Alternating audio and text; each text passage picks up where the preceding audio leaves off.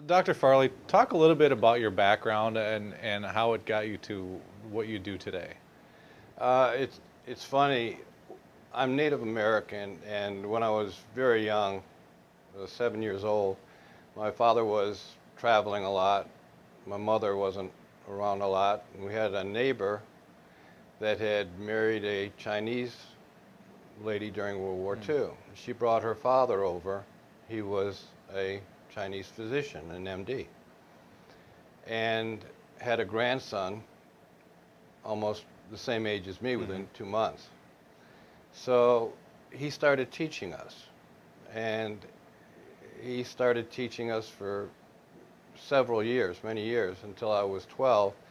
At that time, he was very elderly, and he asked if I had relatives in New York, which I did, and he had a student that he knew in New York, so he sent me to study under him, and I lived with my grandmother. My grandmother had come off the reservation in North Carolina. She was Cherokee, and lived with her and studied from this Filipino physician that actually was teaching Chinese medicine. And after I graduated from high school, I was asked to find a school actually in this area, in the DC Hmm. metropolitan area, to continue my studies under Dr. Suyong Cha, which I did. And again, he was Korean, but again, it was Oriental medicine. So from the time I was, actually before I was 7, I was 4 when I started with Dr. Chen. From the time I was 4 till I was in my late 30s, I actually studied Oriental medicine. At the same time, I went to school initially for psychology, and after that, I decided I wanted to go into medicine. So I transferred to George Washington University, got my Bachelor of Science there, or actually my degree in zoology there, and took forensic pathology and forensic physiology at the Armed Forces Institute of Pathology. Uh, I then opened up a practice. At the same time, I was acting as a forensic pathology and forensic physiology consultant with the Justice Department of Oriental medicine, which at the time was very new. I'm Hmm. aging myself, but at the time there was very little of that being done here.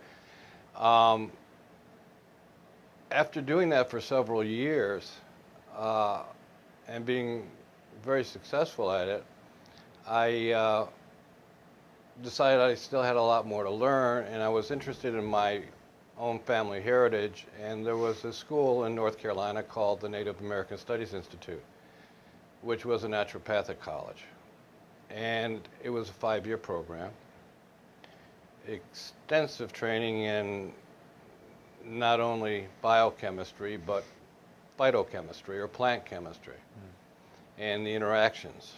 And during that period of time, you also had an opportunity, or it wasn't an opportunity, it was a requirement to run the clinic for a year, your last year there. And you had to have had previous medical degree to get into it. It was a very special school. It's no longer there, unfortunately.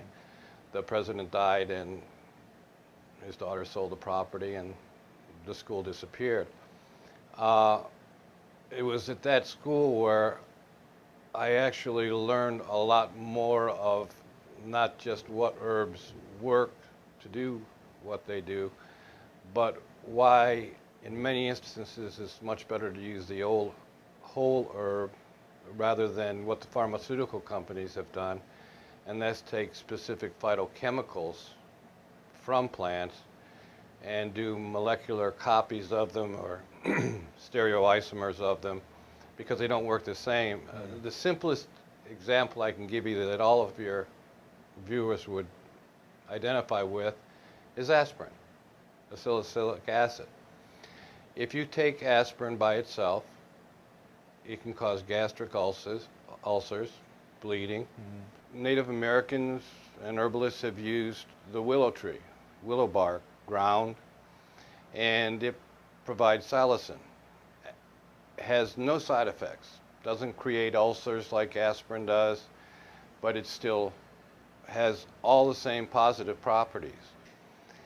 And that's because the other phytochemicals in that plant actually negate the harmful effects of the acylic acid.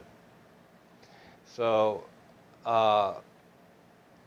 when I was done with that education, I moved to Florida.